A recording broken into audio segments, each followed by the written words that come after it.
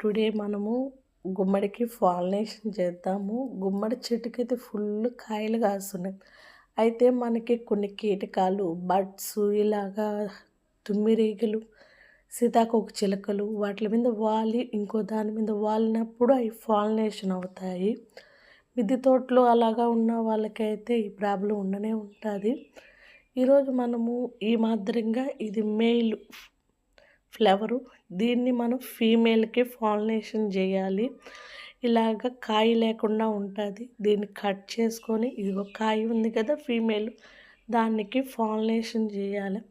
మనకి ఫ్లవర్ విచ్చుకొని ఒక 2, 3 డేస్ అయినా కూడా దాంట్లో ఉండే పవర్ అలాగే ఉంటానే ఉంటది కొంచెమైనా. అయితే ట్రై చేస్తున్నాను. బీర, సొరకాయ అలాంటి వాటిలకి ఇంతకుముందు పాలినేషన్ చేసున్నాను నేను. ఈసారి నేను గుమ్మడికి పాలినేషన్ చేస్తున్న. చాలా గుమ్మడికాయలైతే రాలిపోయినాయి. ఉన్న గుమ్మడికాయలైనా కనీసం ఒక 2, 3 వచ్చినా మనం ఒకటి వాడుకున్నా వేరే వాళ్ళకైనా ఇవ్వచ్చు కదా! అదొక తృప్తి ఉంటాది. ఇలాగ ఫ్లవరు అంతా తీసేసి మేల్ ఫ్లవర్ నుంచి ఫీమేల్‌కి పాలినేషన్ చేసినట్టయితే కొన్నిటిలనైనా నేను ఎంజాయ్ చేయగలుగుతాను కాయల్ని అనే ఒక ఫీల్‌తో. మళ్ళీ మంచి వీడియోతో నా గార్డెన్ తీసుకొని మీ ముందరకు వస్తూనే ఉంటాను. వాయిస్ అయితే కొంచెం బాలా, అయినా కూడా ఆడియో ఇచ్చేస్తున్నాను.